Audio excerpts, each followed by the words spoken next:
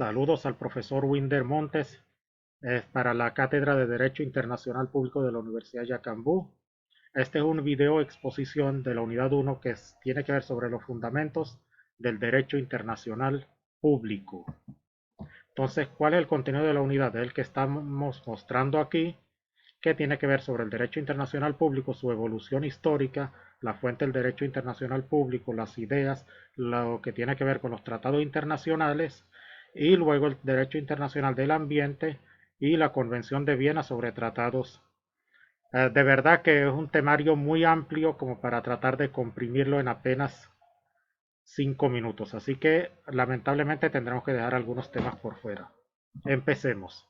La definición del derecho internacional público, su evolución histórica y esto.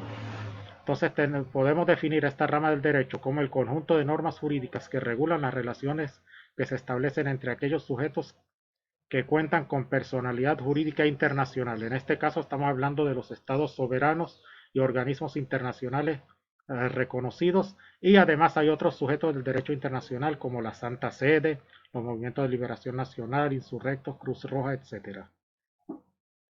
Entonces, para hacer una breve evolución histórica sobre el derecho internacional público, podemos considerar que si nos vamos hacia lo más lejano, en el año, ya hace más de 4000 años, hay un documento de un acuerdo en Mesopotamia, también aproximadamente el año 1200 a.C., entre los egipcios y los hititas.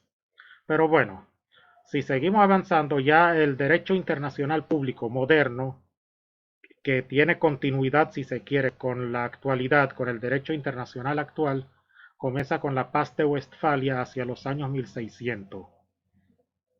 Desde allí ha venido habiendo cierta continuidad, y la versión moderna del derecho internacional público se establece después de la Segunda Guerra Mundial, y desde allí ha venido habiendo una evolución, y todo ha venido con las ramas según la estructura de las Naciones Unidas.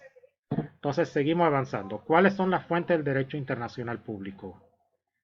Si bien son varias, vamos a resumir y compactar con lo que tiene que ver con el Estatuto de la Corte Internacional de Justicia. Solo los estados pueden ser parte de caso ante la Corte. La Corte estará abierta a los estados partes en este estatuto. El artículo 36 habla de la competencia de la Corte y cómo se procede, pero el artículo 38 es el que más nos interesa. ¿Cuáles son las fuentes del derecho internacional público? Bueno, tenemos que son las convenciones internacionales, sean generales o particulares, que establecen reglas expresamente reconocidas por los estados litigantes. B. La costumbre internacional como prueba de una práctica generalmente aceptada como derecho. C. Los principios generales del derecho reconocidos por las naciones civilizadas. D. Las decisiones judiciales y la doctrina de publicistas de mayor competencia de las distintas naciones. Y la presente disposición no restringe la facultad de la Corte para decidir un litigio como establece allí. Entonces seguimos avanzando en esta exposición. Llegamos a la parte de los tratados internacionales. Si bien está en la Convención de Bienes Nacionales que rigen la materia de los tratados internacionales y las relaciones exteriores, en esta presentación nos concentraremos en la Constitución venezolana para ganar tiempo, y también para recuperar un tema que teníamos que haber visto al principio.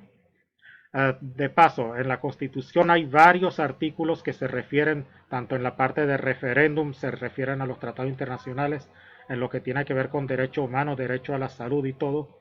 Pero si se quiere, hay una parte muy específica que solamente se refiere a ello, que son los artículos 152, 153, el 154, cómo van a ser aprobados los tratados internacionales celebrados por la República, el 155, las cláusulas que deben traer, y también hay otras cláusulas y otros artículos que tienen que ver cómo se promulgan y todo esto.